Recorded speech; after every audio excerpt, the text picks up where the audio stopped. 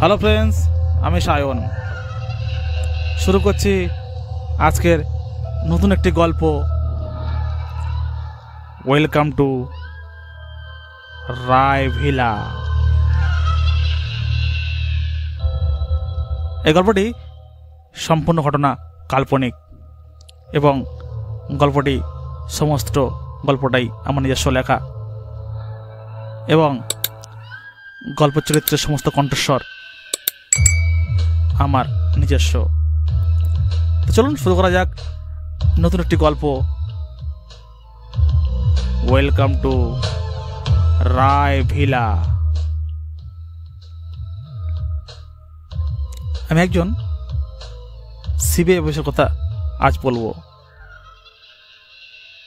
বিক্রম রায় সবেমাত্র সিবিআই অফিসে জয়েন করেছে, বেশ কয়েক মাস হলো। অফিসে বারবার কয়েকটি ফ্ল্যাক্স আসে এবং হেড অফিস থেকে রিপোর্ট আসে খণ্ডগ্রামে একটি বাড়ি আছে, বড় পোড়ো বাড়ি, যে বাড়িটার নাম রায়বাড়ি। গ্রামের লোক ওই বাড়িটিকে ভীষণ ভয় পায়।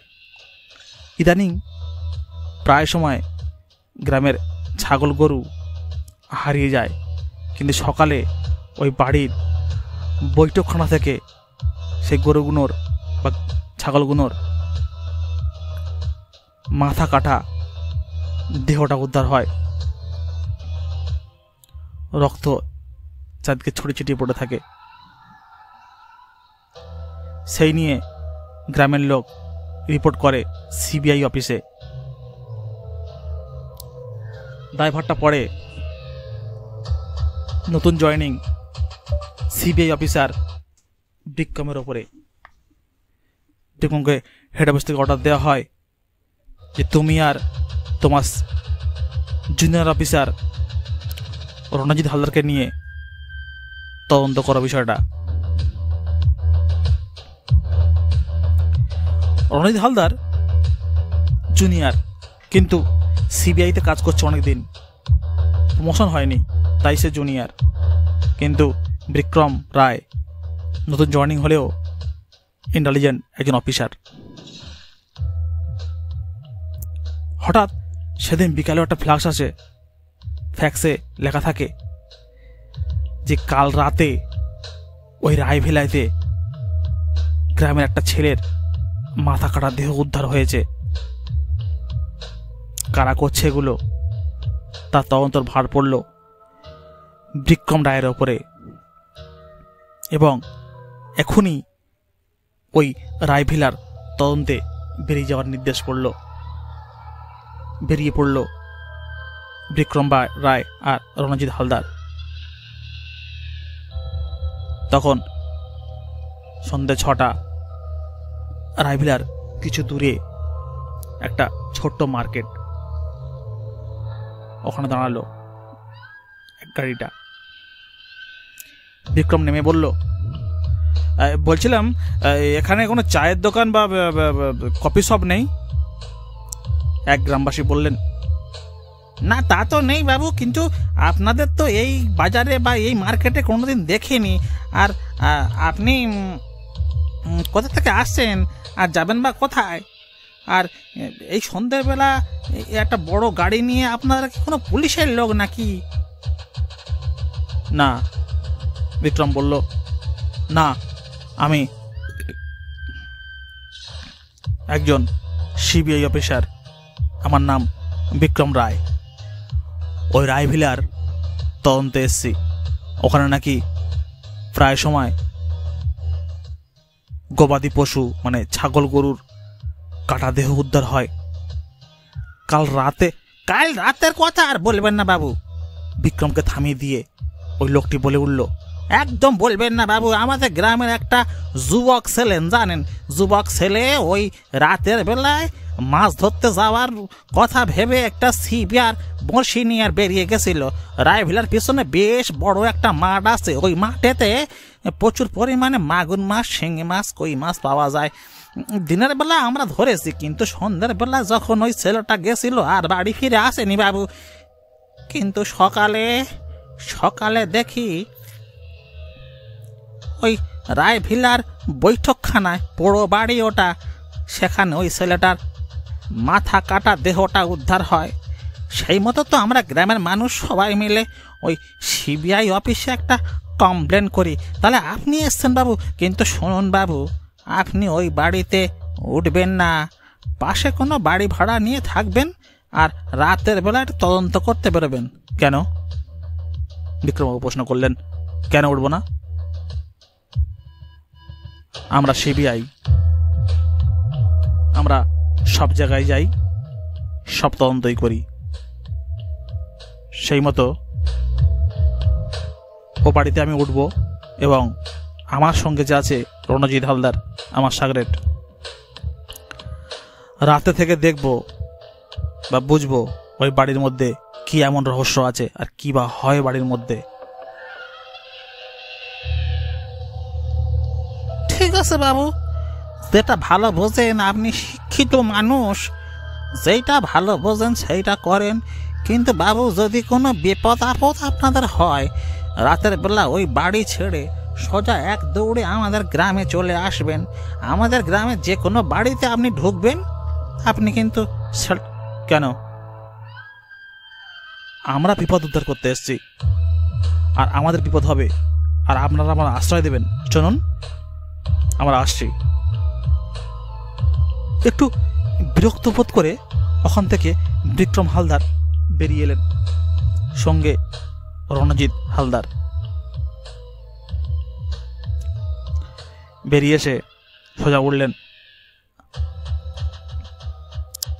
রায়ভিলার বাড়ির সামনে, দাঁড়ালেন এসে গাড়িটা নিয়ে। রায়ভিলার সামনে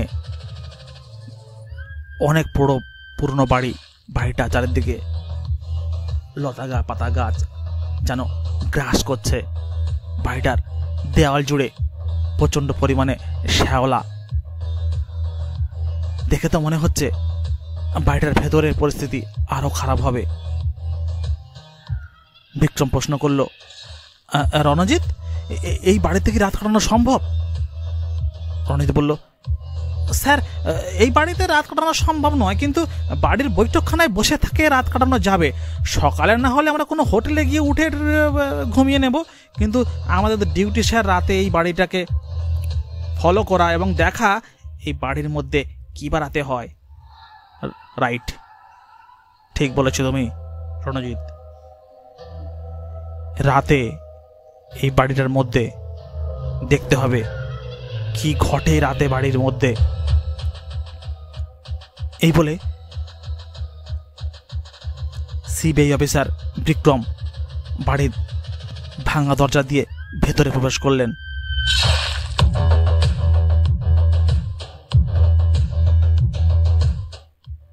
ভেতরে প্রবেশ করে দেখলেন বেশ কিছু ভাঙা চেয়ার টেবিল, আর জমিদার আমলে বেশ কিছু নথিপত্র ছড়িয়ে ছিটিয়ে পড়ে আছে এ ঘর থেকে ও ঘর। সেই জমিদারের লাঠি, সেই পুরনো দিনের তরোয়াল, তাও জং ধরে মরচে পড়ে গেছে সব, কোনোটাই আর ধারালো নেই। বাড়িটা প্রথমে বিক্রম রায় আর রণজিৎ হালদার দুজনেই ঘুরে দেখতে শুরু করলো। প্রতিটা রুম, প্রত্যেকটা গর্ডার চেক করতে শুরু করলো দুজন মিলে। কিন্তু দেখলো সবকটা রুম আর সবকটা ঘর স্যাঁতস্যাঁতে। কোথাও কোথাও কোনো ব্যাঙ ডাকছে বসে ঘরের কোণে, কোথাও কোথাও টিকটিকি যেন বাসা বেঁধেছে। ও, মাকড়সার জালটা ঘরটাকে ঘিরে রেখেছে। কিন্তু 20 থেকে 22 খানা কামরা এই ঘরটার মধ্যে। ঘুরতে ঘুরতে দেখলো একটা ঘরের মধ্যে অফিস রুম, যাকে এক সময় ভিলাবাড়ির কাচারের রুম বলতো সবাই। গ্রামবাসী বা চাকর বাকর চাবরাসিরা যদি কোনো অন্যায় করতো, সেখানে শাস্তি দেওয়া হতো, তাকে বলতে হতো কাচারের রুম বা তখনকার দিনের অফিস রুম। যখন সেই ঘরে প্রবেশ করে তখন রাত প্রায় 8:30 বাজে। ঘরে ঢুকে দেখে ঘরের মধ্যে বেশ গোছালো, বেশ মসৃণ, এবং ঘরটা মোটেই আগোছালো নয়। একটা টেবিল পাতা আর 4টে চেয়ার বসানো। হ্যাঁ, তবে চেয়ারগুলো বা টেবিলটার প্রায় প্রচুর বয়স হয়ে গেছে। লাল রঙের কাঠের চেয়ার, লাল রঙের টেবিল, ঘরের দেওয়ালটাও লাল ছিটে ছিটে রং, যেটা অনেক আগে করা। কিছু রং উঠে গেছে, আবছা আবছা রং ঘরের মতরে।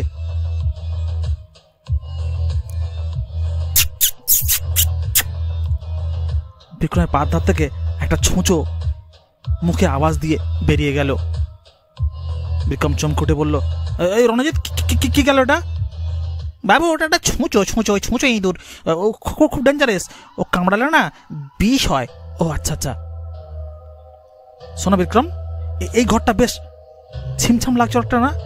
আমরা আজকে না বাইরে না, এই ঘরটার মধ্যে রাত কাটাবো। ঠিক আছে স্যার, যেটা আপনি ভাববেন স্যার সেটাই হবে। আপনি বস বলে কথা। আর আমি আসবার সময় টিফিন নিয়ে এসেছি, ছাতু, কাঁচা লঙ্কা, পেঁয়াজ। রাতটা খেয়ে নেবো এটাই। আর কোথায় যাবো গ্রামের মধ্যে? সকালে দেখা যাবে এখানে কোনো হোটেল আছে কিনা বা কোনো রান্নি পাওয়া যায় কিনা। ঠিক আছে, এই বলে বিক্রম একটা চেয়ার টেনে নিয়ে ঘরের মধ্যে বসে পড়ল। রাত বাড়তে শুরু করলো। বেশ, তখন মধ্যরাত্রি, রাত প্রায় 12টা 5। বিক্রমের হাত ঘড়ির কাঁটাটা সেটা ইঙ্গিত দিচ্ছে। বিক্রম হাত ঘড়ির কাঁটার দিকে তাকিয়ে বলল, রণজিৎ, রাত 12টা 5। কই ঘরের মধ্যে তেমন কিছু আওয়াজ তো পাচ্ছি না, বা কোনো লোক তো ঢুকছে না। হয়তো খবরটা কেউ পেয়ে গেছে, তাই দুষ্কৃতীরা বা যারা খুন করে তারা আর এখানে আসেনি। হ্যাঁ স্যার, কিন্তু স্যার ওই বাজারের দোকানদারটা বলছিল যে এখানে কোনো দুষ্কৃতি নয়, ভূতের মানে পেতাত্তা কথা বলছিল। এবার তো বিক্রমবাবু একটা হেসেই ফেললো, বলল, রণজিৎ, তুমি এই পেতাত্তা ভূত টুত কি বিশ্বাস করো নাকি? অ্যাকচুয়ালি আমি এগুলো মানি না। শোনো, ভূতে বা পেতাত্তায় মানুষের গলা কাটতে পারে না, আর ছাগল গরুকেও এভাবে নৃশংসভাবে হত্যা করতেও পারে না। চুপচাপ হয়ে যাও, আর যে টেবিল ল্যাম্পটা জ্বলছে টেবিলে নিয়ে এসেছো, ওটা বন্ধ করে দাও, তারপর দেখবো কে আসে। শোনো, আজ রাতটা আমাদের জেগেই কাটাতে হবে, দেখতে হবে কি হয় এই রায়ভিলাতে। সেই মতো রণজিৎ টেবিল ল্যাম্পটা নিভিয়ে দিয়ে বসলো বিক্রমের সামনে। দুজন ছোলা ছাতু খেয়ে টেবিল ল্যাম্প নিভিয়ে দিয়ে টেবিলের সামনে বসে আছে। তখন গভীর রাত, দুজনের প্রায় তন্দ্রা লেগেছে, চোখ বুজে আসছে ঘুমে। হঠাৎ একটা বিকট আওয়াজ, একটা ভয়ঙ্কর একটা আওয়াজ। না, আওয়াজটা কোনো জন্তু জানোয়ারের নয়, এই আওয়াজটা একটা বৃদ্ধ লোকের কাশির আওয়াজ, এবং সে খুব গম্ভীর কাশি কাশতে কাশতে যেন ঘরের ভেতরের দিকে চলে এলো।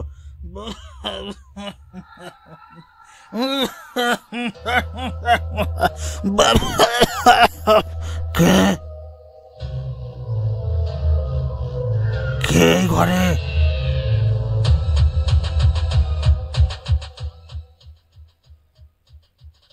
বিক্রমবাবু তো চমকে উঠলেন, উঠে পড়লেন, কে কে আপনি? রণজিৎ, এক্ষুনি টেবিল ল্যাম্পটা জ্বালো আর পিস্তলটা রেডি করো, কোনো এক ব্যক্তি ঘরে ঢুকেছে। রণজিৎ এক লাফে উঠে দরজাটা বন্ধ করে দিয়ে টেবিল ল্যাম্পে দেশলাই কাটার মারলো। দেখলো সামনে এক ভদ্রলোক দাঁড়িয়ে, একটা লম্বা ধুতি, হাতে একটা লাঠি, বেশ ধুতিটা পায়ের নিচে ঝুলছে, পরনে একটা বড় পাঞ্জাবি, লোকটি পান চিবোচ্ছে। পানের চিপ লাল রঙের একটা পানের মুখ থেকে বেরিয়ে আসছে চিপের কিছু অংশ।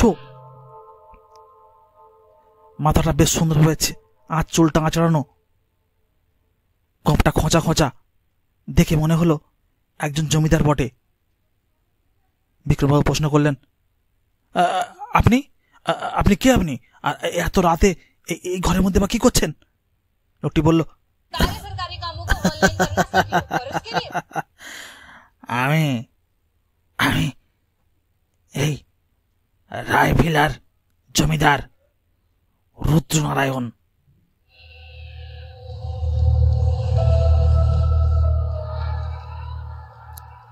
আমরা দুজন চমকে উঠলাম, জিজ্ঞাসা করলাম, রুদ্রনারায়ণ যে 100 বছর আগে মারা গেছে, তার বাড়ি ছিল এটা? কিন্তু আপনি রুদ্রনারায়ণ কিভাবে হবেন? আপনি তো মারা গেছেন 100 বছর আগে। সেই তো রিপোর্ট আমাদের কাছে আছে। হ্যাঁ, তুমি যাকে দেখছো আমি সেই রুদ্রনারায়ণ। আমি মারা গেছি 100 বছর আগে। তো কি হয়েছে? এই বাড়িটা তোর পড়ে যায়নি। এই বাড়িটা এখনো ধুলোর সঙ্গে মিশে যায়নি। এই বাড়িটা যতদিন খাড়া হয়ে দাঁড়িয়ে আছে ততদিন আমি এই বাড়ির মধ্যেই থাকবো। আর আমার বাড়ির আশেপাশে যে আসবে তাকে আমি খুন করব। তবে তোমাদেরও ছাড় নেই। এবার বিক্রমবাবু একটু ভয় পেয়ে গেলেন, প্রশ্ন করলেন, দেখুন, আমরা এসেছি এখানে খুনের তদন্ত করতে, আর আপনি কি আমাদের ভয় দেখাচ্ছেন? যতই ভয় দেখান আমাদের পিস্তলের গুলি কিন্তু আপনাকে ছাড়বে না। এই বলে বিক্রমবাবু পিস্তল থেকে 2 রাউন্ড গুলি ছুড়ল।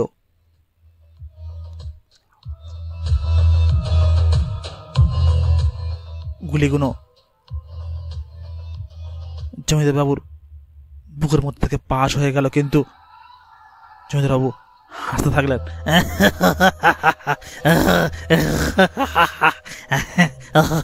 একটা বিকট হাসি, কি ভয়ঙ্কর! তুই আমাকে গুলি করবি? আরে, আত্মাকে গুলি করে মারা যায় না। তবে শোন, তুই যেই হোস আর যত বড় অফিসার হোস, শোন, এক সময় এই জমিদার বাড়িতে আমি ছিলাম জমিদার রুদ্রনারায়ণ। আমি এই গ্রামের চাষিদের উপরে হুকুম চালাতাম, কিন্তু এক সময় জমিদারি পটাটা উঠে যায় কোনো এক সরকার আসার কারণে। ব্রিটিশ চলে আসে, গণতন্ত্র রাষ্ট্র ঘোষণা হয়ে যায়। তাই আমাদের জমিদারি হুকুমটাকে এরা মানতে চায়নি, বিদ্রোহ করলো এরা। আমিও গুলি চালালাম তোর মতো 6 রাউন্ড। 3 জন কৃষক মারা গেল। তারপরে ওই কৃষকদের বাড়ি থেকে সমস্ত লোকজন, বউ বাচ্চা সবাই মিলে এসে ঝাঁপিয়ে পড়ে আমার ওপরে। আমার নাতি নাতনি, বউমা, ছেলেকে মেরে ফেলে। আমাকেও ওরা গোলা টিপে মেরে ফেলে। সেখান থেকে আমি প্রতিশোধ নেওয়ার জন্য বসে আছি। যে আসবে আমার জমিদার বাড়িতে, এক সময় আমি এদের খাওয়াতাম, পড়াতাম, সকাল থেকে সন্ধ্যা পর্যন্ত কাজ দিতাম। এদের বউ বাচ্চারা আমার পায়ের জুতো চাটতো, আর তারাই আমার গলা টিপে মেরে ফেলেছে। আমার নাতি নাতনিকেও মেরে ফেলেছে, আমার সন্তানকে খুন করেছে এরা। তাই এখন থেকে বলছি, যারা এখানে আসবে তাদেরকে আমি মেরে ফেলবো। চলে যা তোরা, চলে যা। তোরা এসছিস কলকাতা থেকে না, চলে যা, না হলে অঘরে প্রাণটা হারাবি। ও রণজিৎ তো এক দৌড়ে ঘর থেকে বেরিয়ে গেল। সেই দোকানদারের কথা মতো বলেছিল, যদি বিপদ হয় তাহলে গ্রামে এসে পড়বে। আমিও ও রণজিৎ পেছনে ছুটতে শুরু করলাম। ছুটে গ্রামে পড়লাম। গ্রামের লোক আমাদের জীবনটা বাঁচালো, সেখান থেকে ওই গ্রামে, ওই রায়ভিলায় আর কোনো তদন্ত কমিশন আসেনি, কোনো অফিসারও আসতো না। শুধুমাত্র সরকার থেকে একটা ব্যারিকেড করে দিয়েছিল চারিদিকটা বাড়িটার, যাতে এই বাড়ির আশেপাশে কেউ প্রবেশ না করে। কেননা আজও পর্যন্ত ওই বাড়ির মধ্যে জমিদার রুদ্রনারায়ণের আত্মা ঘুরে বেড়ায় এবং সেখানে না যাওয়াই মঙ্গল।